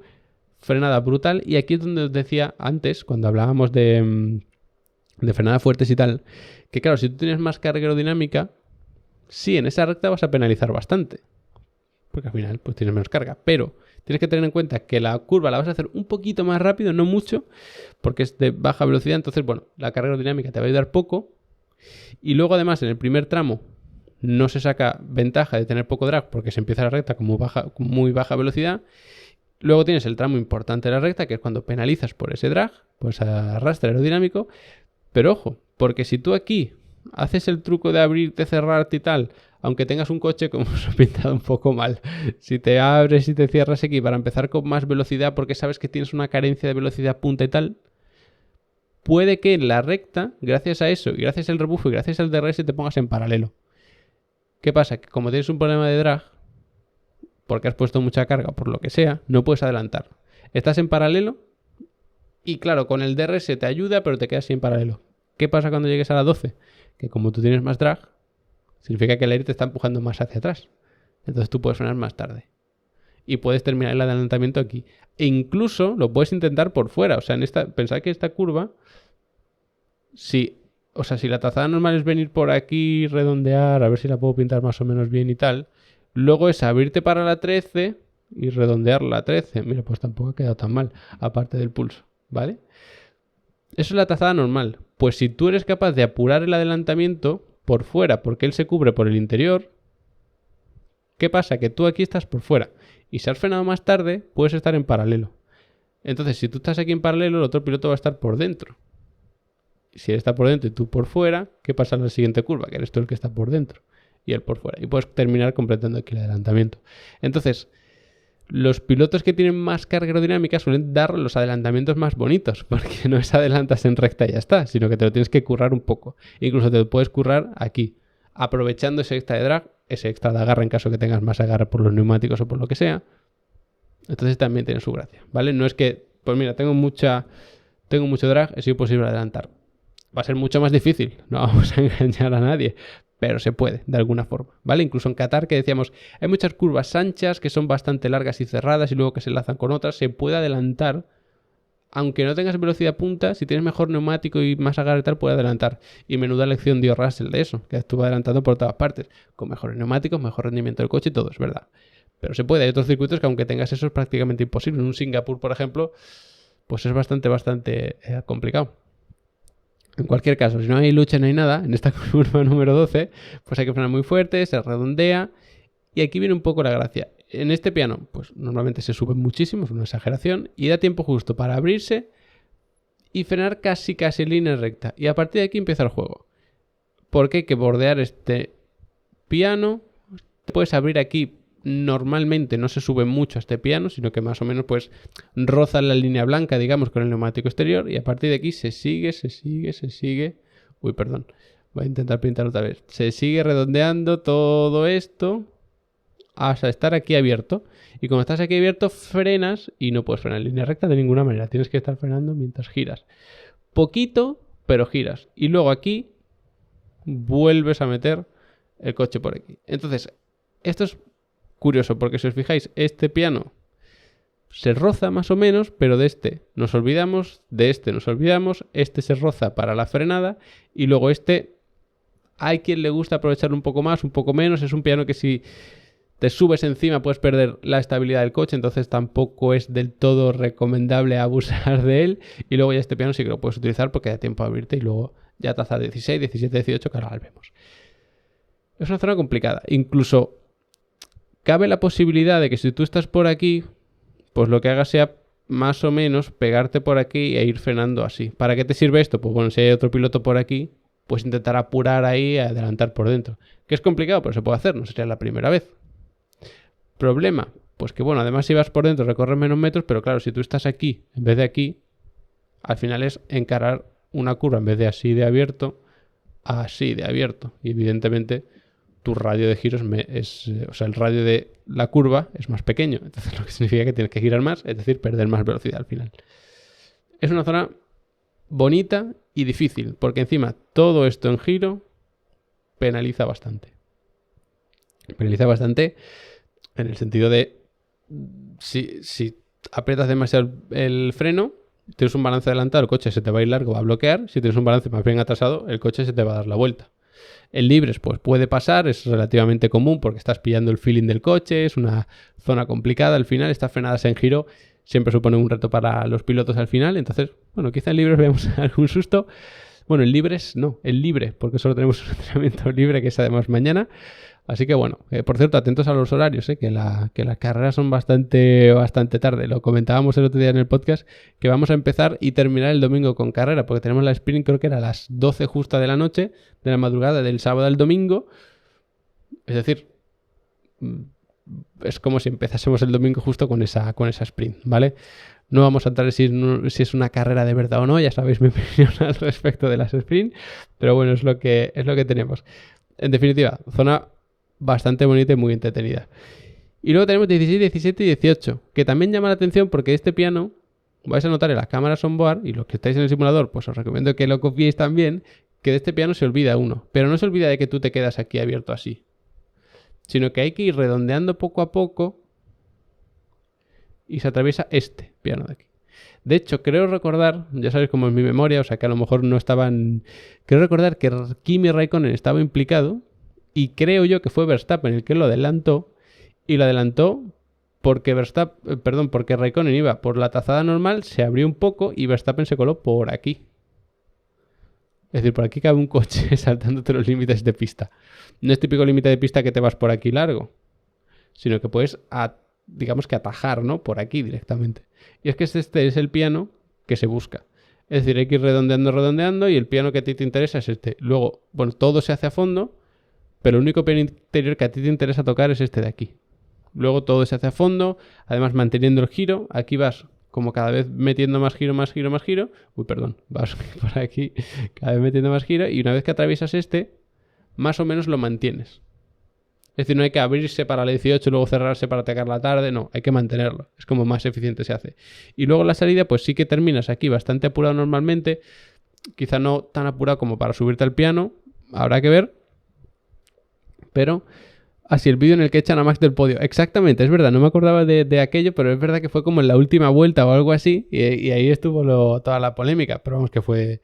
O sea, hubo polémica en el momento y luego, pues porque está feo sacar al piloto del podio y no tomar la decisión antes, pero luego ves la cámara, efectivamente era descarado, como ataja por aquí directamente, ¿vale? Y luego tenemos curvas 19 y 20 y esto de aquí es la 18. Entonces da tiempo justo, si estás aquí abierto, a volver a abrirte para hacia la derecha, frenas y esta curva 19, empatizaréis conmigo los que lo hayáis probado más en el simulador, que parece tonta pero no lo es tanto. Tienes que reducir un par de marchas, pegar una frenada brusca, pero es que no estás viendo la curva. Entonces te tienes que tirar con fe, tienes que buscar tu referencia aquí y claro, pues si todas las condiciones son óptimas, está todo perfecto, has entrenado un montón, pues sabes en qué punto frenas, cómo lo haces, cuánto giras y todo. Pero en una carrera larga en la que se va notando el desgaste, se va notando pues la temperatura de los neumáticos, puede haber tráfico, empiezas con mucho combustible, no está tan claro. Incluso si te sorprende, pues porque el coche pues tiene mucho desgaste delante y no gira, lo que va a pasar es que te saltes ese piano y te vayas largo. Eso se penaliza. Para evitarlo, pues tienes que levantar aquí, corregir con el giro, meter ese pequeño volantazo y tal. Pero incluso si el coche va excesivamente bien, lo que te va a pasar es que tú digas, vale, pues tengo que girar aquí. Y cuando gires el coche, en vez de ir girando poco a poco, hace para. Y es como que se cruza tanto hacia el centro que tú cuando ves eso tienes que corregir y volver a hacer así. Y se pierde mucho tiempo también. ¿Cómo sabes si se ha clavado? Pues tiene que estar aquí bien abierto, por supuesto, tocar este piano interior y luego estar encima de este exterior. Si se queda muy lejos de este, significa que no ha ido a tope. Si se sube y se queda al borde de los límites de pista aquí, entonces ha ido a tope. Y de hecho esta puede ser una de las zonas típicas para revisar con límites de pista. Ya veremos, porque depende mucho de cómo lleguen y tal, pero esto es zona típica, porque lo atacas muy rápido, es sobre revolucionar el coche y tal, y es fácil que se te vaya un poco. Así que veremos a ver qué pasa con los límites de pista, que yo sepa no han introducido ninguna mejora a nivel de, bueno, tomar decisiones en ese aspecto, así que no creo que haya mucho cambio por ahí. Y luego nada, otro pequeño tramo de estar en recta, se frena bastante fuerte y otra vez se redondea, ¿vale? Recordad, zona de detección de DRS está aquí. ¿Qué significa eso? Que tú puedes prepararte el adelantamiento en recta con la 19 y con la 20. Es decir, puede estar un poquito más abierto por aquí para cerrarte y tal. Bueno, te puede compensar, pero sobre todo si lo haces aquí. Es decir, haces la 19 al límite intentando pegarte al piloto y luego en la 20 puedes abrirte un poco para salir un más cerrado, igual que decíamos en la 11. Así empiezas con más velocidad y tal. Para el que se defiende, esta maniobra es un poco más factible que en la 11, porque en la 11 hay un ancho brutal. Aquí, ostras, tiene que ser muy agresivo el otro piloto como para querer tirarse aquí por el interior. Hombre, si lo ves muy claro y está pegado y tiene mucha ventaja de neumático, probablemente lo haga y te vas a llevar el susto. Pero lo más habitual es que no, ¿vale? Entonces es típico también a la de Virtu y tal. Esto no sale rentable puramente, ¿vale? O sea, en vuelta lanzada normal no lo haces, pero si quieres adelantar, que no te importa el tiempo, sino que te importa estar por delante, pues esta maniobra sí que se hace habitualmente, ¿vale? Y así es un poco el circuito. Zona de mucha curva, zona de mucha recta, zona muy revirada, incluso hasta la 15. A mí es un circuito que me gusta. Es un circuito que yo lo resumiría para quizá la mayoría, a lo mejor es demasiado valiente decir esto, pero yo creo que para la mayoría es un circuito que no es favorito, pero sí gusta. Es decir, si te preguntas, oye, ¿te gusta este circuito? Yo creo que la mayoría de gente dice sí. Pero si preguntas, ¿está entre tus 5 circuitos favoritos? Creo que la mayoría de gente diría no. No es tanto como el caso de un Silverstone, por ejemplo. Yo creo que hay gente que Silverstone, sí que hay gente que lo pone entre sus circuitos favoritos. Quizá no la mayoría, pero sí que hay gente que lo pone entre sus favoritos, creo yo. Un Bélgica iba a decir, pero Bélgica yo creo que sí. Prácticamente todo el mundo lo pone entre los favoritos. Un circuito de España, por ejemplo. Un Japón. Claro, a mí me parece un circuito bonito. Favorito no, dice Ricardo. Yo creo que estamos más o menos por ahí. O sea, a ti te dice el mío Suzuka. Yo creo que el circuito más favorito, o sea, si tenemos en cuenta a miles de aficionados a la Fórmula 1, dices, tienes que elegir un circuito. ¿Cuál es el favorito? Yo creo que en primer lugar saldría Spa y en segundo saldría Suzuka. Es que Suzuka tiene su magia y además tiene tantas curvas tan diferentes, estás tan complicado, zona lenta, zona rápida, zona ancha, zona estrecha. Aparte de las carreras que se han visto ahí, es que Suzuka tiene lo suyo. El Diño también se sube al barco de está chulo pero no preferido y no favorito. Spa es el mío preferido. Y Recaldo dice Spa es una pasada. Viva Portimao. Yo en ese barco sí que me subo, porque además, claro, a mí es el circuito que más cerca me cae. De hecho, incluso si hiciesen el Gran Premio de Madrid, creo que el de Portimao me seguiría cayendo más cerca. Y además, como allí muchísima gente habla español, o sea, en inglés se habla muchísimo allí en el sur de Portugal, porque es como muy turístico y tal. Pero en español también. O sea, aquí al lado, yo que vivo en Badajoz, aquí al lado en Portugal, te entienden perfectamente en español también. Y es un circuito que es espectacular. Lo que pasa es que como no se ha visto tanto en Fórmula 1, la parte de esos recuerdos de cosas que pasaron ahí no destaca tanto, pero por circuito en sí, a mí me parece una locura. Por el tipo de curva, por los cambios de pendientes, es una locura el de Portimao. Y la gente, los japos son geniales, es verdad, es un público particular. La gente que ha estado mucho tiempo en Japón, o sea, viviendo y tal, ya fuera de Fórmula 1, quiero decir, tiene como sentimientos encontrados, con Japón, o sea, con la gente, Porque dicen que son como muy simpáticos, pero luego dentro de sí son un poco menos simpáticos, digamos. Pero los grandes premios son una locura. La gente con la típica gorra del alerón trasero con DRS, la gente es loquísima. Y además me da la sensación de que la gente está como muy loca con el Gran Premio y tal, pero no son típico como excesivamente pesado, como excesivamente tal, ¿sabes? Es como que van a disfrutarlo y se acabó.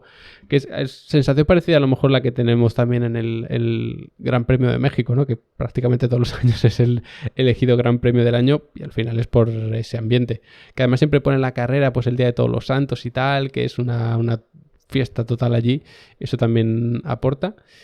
Pero es curioso, ¿no? Como realmente la cultura mexicana y cultura japonesa es tan diferente, pero luego los grandes premios tienen su cierto parecido, ¿no? Es como que la Fórmula 1, bueno, como que mezcla un poquito esas culturas. Es la parte positiva al final, ¿no? Que siempre se habla de, pues bueno, que si vamos a tales países, a otros y tal. Pero bueno, al final creo que la parte positiva de la Fórmula 1 de ir a tantos países, pues es eso, ¿no? Ir como visitando tantas culturas e ir pues viendo cómo en cada país se vive de una manera, cómo hay países en los que ni siquiera se vive la Fórmula 1 de ninguna forma, tienen una grada montada y no paran de enfocar esa misma grada porque no hay otra, ¿sabéis a qué circuito me refiero? Japón debe de ser un país impresionante, Suzuka es un gran circuito. Yo creo que es un país que merece mucho la pena ver, ¿no? O sea, a mí quizá ciudad de Tokio tal me agobiaría un poco por la cantidad de gente, tanta luz, tanto ruido, me lo imagino excesivamente caótico, pero sobre todo alrededor, esas zonas ya como un poco más tranquilas.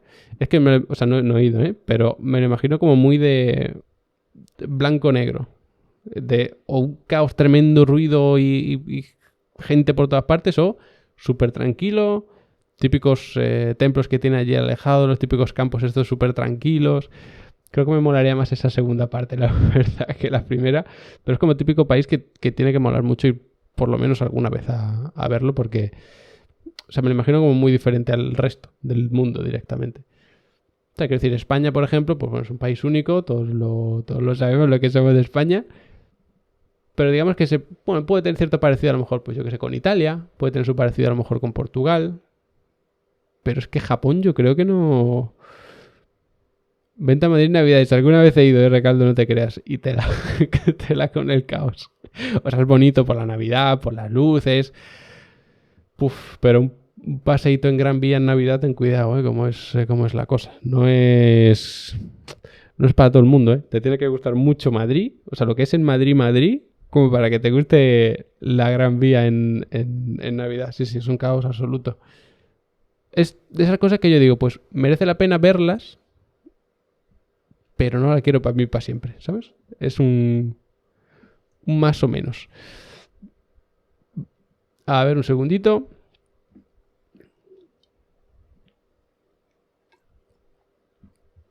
Ostras, son 6 menos 10 ya, no esperaba que fuese tan tarde. Bueno, comparto gráficos de telemetría como siempre, pues para hablar un poco de los reglajes y tal, falta este. Es que se ve un poco pequeñito, bueno, no pasa nada.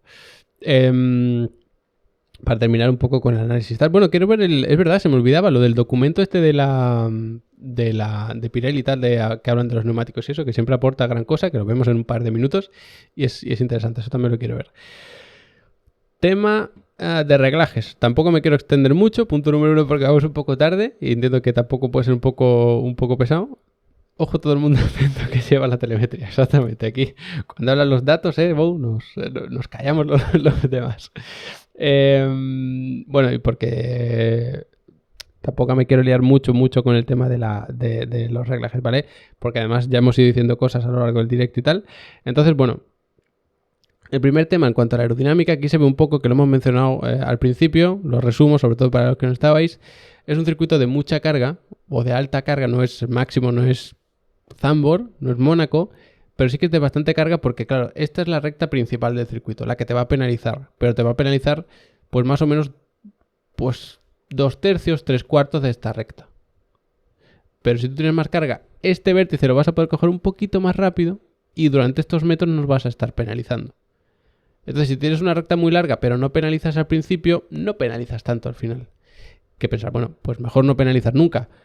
Sí, pero es que teniendo carga aerodinámica todo esto lo vas a hacer mucho más rápido. Y no solo eso, sino degradando menos los neumáticos. Y si aquí es... sí, por el sticker del niño.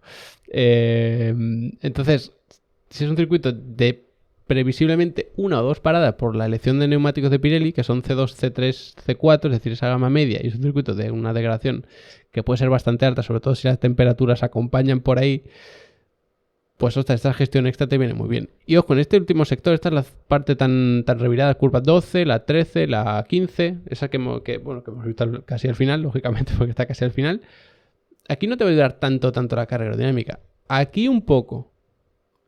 Porque esto no se hace recto, se hace prácticamente con el volante manteniendo. Os he dicho antes, vas girando poco a poco, luego mantienes, luego ya vas quitando.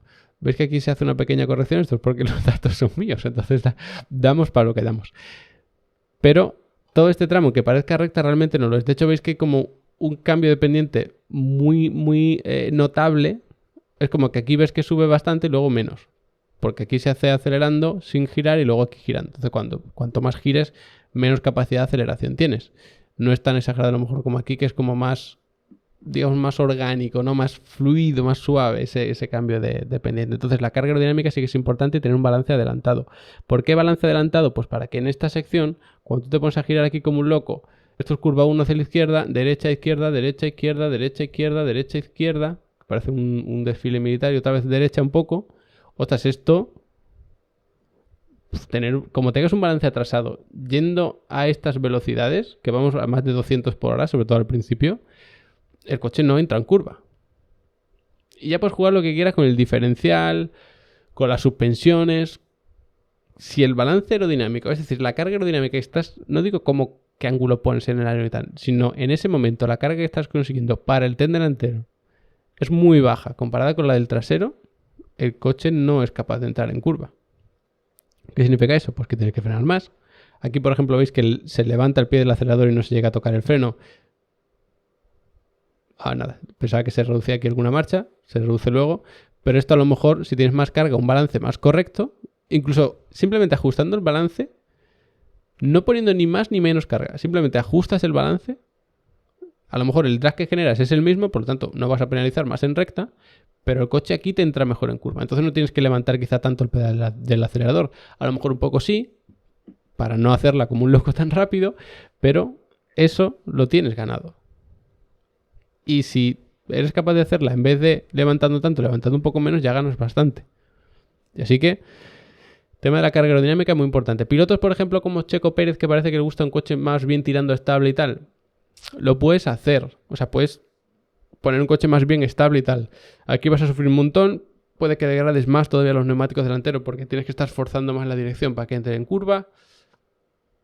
Luego es verdad que lo puedes compensar de alguna forma porque un balance más atrasado significa que tienes más apoyo atrás en el tren trasero y el tren trasero es el que empuja al coche para salir de curva. Entonces aquí vas a sacar bastante ventaja todos estos metros, aquí vas a sacar bastante ventaja todos estos metros, aquí un poco también incluso estos metros y aquí también todos estos metros. Entonces, bueno, un balance un poquito más subvirador, un poquito más atrasado al final no es del todo penalizable y no va a ser un caos absoluto y tal, teniendo en cuenta que aquí el balance aerodinámico no condiciona mucho el comportamiento del coche porque es muy baja velocidad.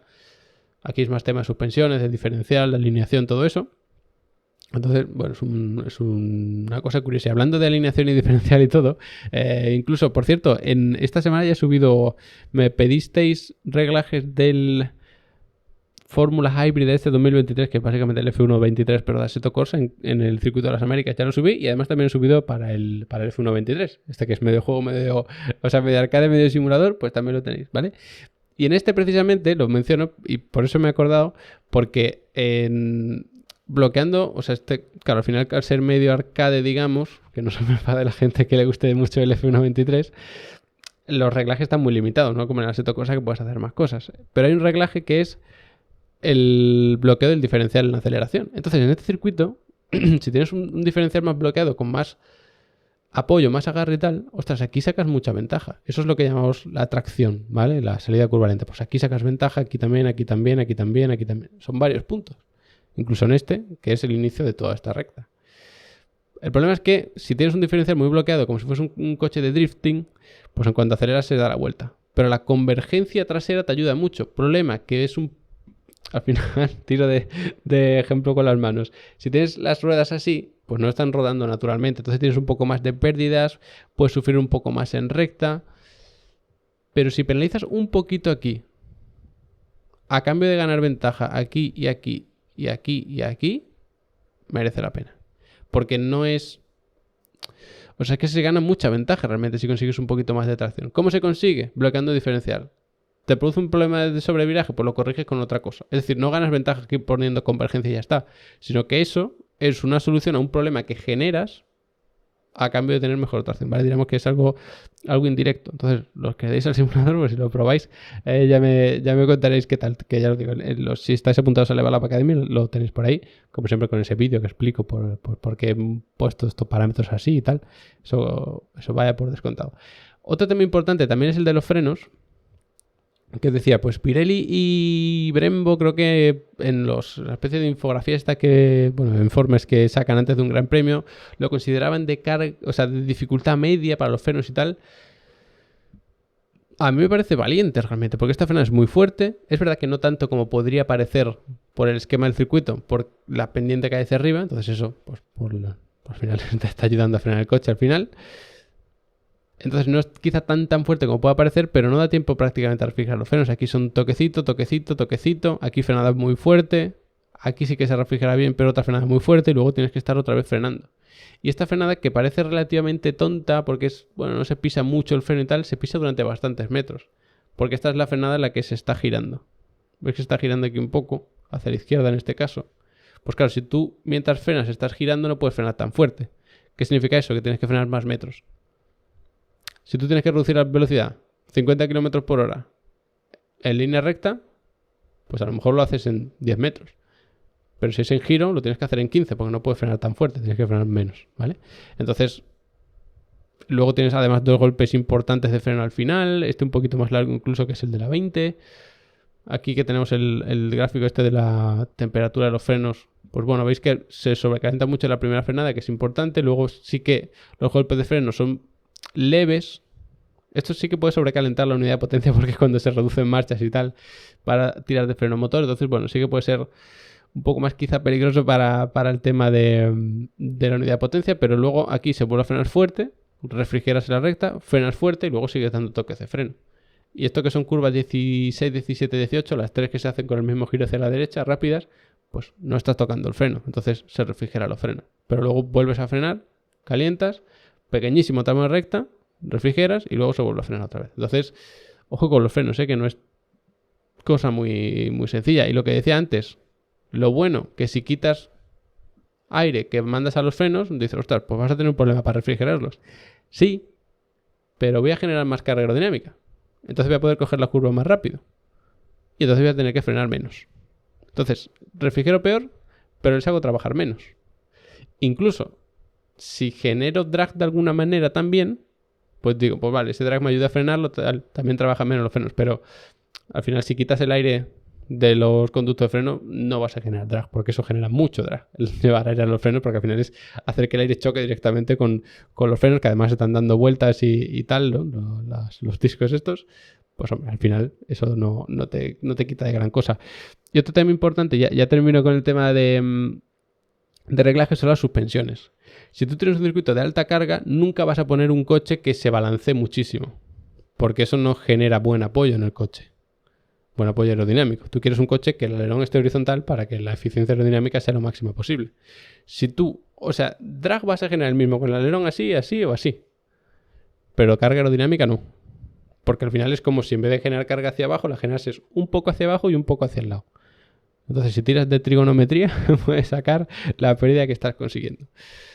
No te compensa eso, ¿vale? Incluso te puede echar fuera de la curva. En fin, es un poco complicado. En cualquier caso, tú quieres fomentar la eficiencia aerodinámica. ¿Cómo se hace eso? Pues que el coche vaya horizontal siempre. Pues las anti-roll muy rígidas, los elementos de amortiguación que van acompañando al anti-roll pues también, que son pues al final cuando un eje se balancea, es decir, que una rueda se comprime y la otra se expande, o una se comprime mucho y otra poco, ¿vale? ¿Qué pasa? Que si tú haces eso, claro, tú quieres tener siempre el coche lo más bajito posible. pero hay baches. Y los baches se pagan caros. Hay algunos pianos poco agresivos, pero hay algunos que sí te pueden causar un problema. Y si tú tienes las barras anti-roll tremendamente rígidas y te comes un piano, el coche puede saltar, pierdes el agarre. Eso es típico también, por ejemplo, la curva 1, que se va con mucho giro y además cuesta abajo y tal. Hay como muchas transferencias de peso, el apoyo del coche es inestable, se puede perder el control. Así que es un poco más difícil. Lo que se suele hacer incluso es poner un poco más de altura a las suspensiones y luego el hip damper, que es un muelle que si, por ejemplo, no cogemos el delantero, cuando tú frenas se comprime delante, pues el hip damper se comprime. Si aceleras, se expande de delante el tren delantero, pues se estira. Ese muelle sí lo puedes poner un poco más blando y levantar las suspensiones, porque luego en este tramo de recta, que vas tan rápido, el aire está empujando un montón hacia abajo. Entonces, si ese muelle no se opone a que se ha comprimido el eje, ¿qué pasa? Pues que se va comprimiendo, y cuanto más lo comprimas, menos drag generas. Para generar menos drag tienes que tener el coche muy bajito, así en resumidas cuentas. Entonces eso lo puedes conseguir. Si te pasas de ese muelle tan blando, ¿qué te pasa? Pues el porpoising aquel famoso, que ya más o menos lo estamos olvidando, pero siguen quedando algunos resquicios.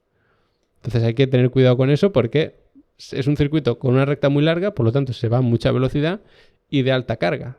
Por lo tanto hay un punto, que no es un punto, es una zona y larga, en el que hay muchísima fuerza del aire hacia abajo, por ser de alta carga y por ir a mucha velocidad. Entonces no está del todo descartado, creo yo, el porpoising, y habrá que tenerlo muy en cuenta. Realmente es un circuito que en cuanto al... O sea, lo que son los reglajes es un circuito muy interesante porque da juego a probar cosas diferentes, digamos, y eso siempre es positivo. Al final es un circuito de alta carga, pero quizá te puedas permitir poner un poquito menos. O un poquito más si quieres conservar neumáticos, por ejemplo. Entonces, sí que es un circuito interesante. Las suspensiones, pues habrá que la ponga más rígida y menos, que ponga un coche un poco más alto, un poco menos. También dependerá mucho, por supuesto, del piloto, porque claro, si tú pones, por ejemplo, una barra anti-roll delantera muy rígida, aerodinámicamente muy bien. Entonces, sector 1 estupendo, porque generas mucha carga con ese alerón delantero que está funcionando perfectamente porque está súper horizontal. Entonces generas mucha carga, el coche te responde muy bien. Pero en el último sector vas a tener un problema a lo mejor, porque la carga aerodinámica no te ayuda a tener más agarre en ese tren delantero y la anti-roll tampoco. La anti-roll ayuda a la aerodinámica. Si te quedas sin aerodinámica, la anti-roll como si no estuviera. Para la aerodinámica, quiero decir. Entonces entra más en juego el chasis y una anti-roll tan rígida puede provocar pérdidas de agarre en el tren delantero precisamente, por lo tanto te subvire, se vaya largo el coche, no le guste girar, digamos. Tienes que jugar ahí, por ejemplo, con la alineación, poner un poco de convergencia a lo mejor, desbloquear el diferencial en inercia o en retención, ese tipo de cosas, ¿vale? Te digo, un circuito interesante por tantas cosas que puedes hacer diferentes. Cuando es un circuito de, mira, esto es así, se ha acabado, pues bueno, no tiene tanta gracia, creo yo. Y ahora, aquí está, aquí está. Sí, un segundito. A ver si soy capaz. Ahora. Ahí estamos. Documento de Pirelli, para terminar, como siempre. Por cierto, no hemos hecho un repaso por equipo. Lo voy a hacer rápidamente porque tengo cosas bastante claras de las dificultades de cada uno y tal. Esto es lo que comentaba. Tenemos C2, C3 y C4. Lo que significa que es una gama más o menos intermedia. No es la más blanda, no es la más dura. Bueno, puede dar juego. Esa es la realidad y es lo positivo también de este Gran Premio. Las presiones son relativamente altas. Entonces, Pirelli dice, vale, soy un poquito valiente y no traigo la gama más dura de neumáticos porque entonces la carrera va a ser un tostón o el neumático duro va a durar toda la carrera y tal. Pero no me fío, porque es un circuito de no degradación muy muy baja. Así que lo que hago es subo presiones. Y al subir las presiones lo que consigues es proteger un poco el neumático. El camber, por ejemplo, hay veces que es un poco más exagerado. No van a jugar mucho con eso. Pero que sepáis que se están protegiendo un poco con el tema de la presión. Incluso cuando el coche va en esa recta tan larga, generando tanta carga, al final es una goma que está rodando muy rápido. Cuanto más rápido, más fuerza centrífuga. Como si se tiende a hinchar. Encima tú lo estás apretando hacia abajo por la carga aerodinámica. Eso internamente al neumático, pues le cuesta llevarlo. ¿Qué se hace? Pues subes presiones, que al final subir presiones es un poco como proteger el neumático en definitiva, ¿vale? Cuanto más lo infles, más protegido va. Siempre dentro de unos límites y tal, pero como norma general es lo que se busca, ¿vale? Luego tenéis la típica La típica gráfica de, pues bueno, si la temperatura son 30, se esperaba que la presión estuviese aquí, si está más para abajo es penalizable y todo eso, ¿vale? Y poco más de este documento. También es interesante el tema de, bueno, los neumáticos de lluvia intermedios y tal, pero vamos, que no va a ser precisamente una carrera con lluvia. Hay una cosa interesante, ya que estamos hablando de la meteo, y es el tema de el viento, ¿vale? Un segundito. Quiero yo poner así. Ahí estamos. Quiero poner la clasificación de los equipos y tal para hacer una especie de previsión y demás. Porque precisamente con el tema del viento hay un equipo que parece que sufre mucho y ese equipo se llama Ferrari. Entonces, a ver, y quiero poner los equipos para aquí y aquí, para no dejarme ninguno, no, porque, bueno, ya me conozco. Y esos problemas los voy arrastrando. Ahí estamos.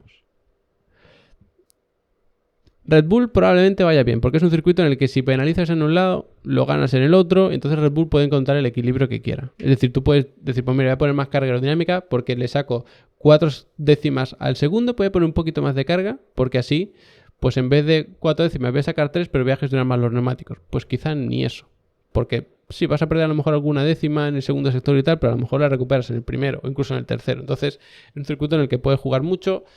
No es tan extremo y crítico y mira, esto es lo que hay que hacer y como no seas capaz la lías, no creo que sea ese circuito, entonces imagino que Red Bull no tendrá muchos problemas.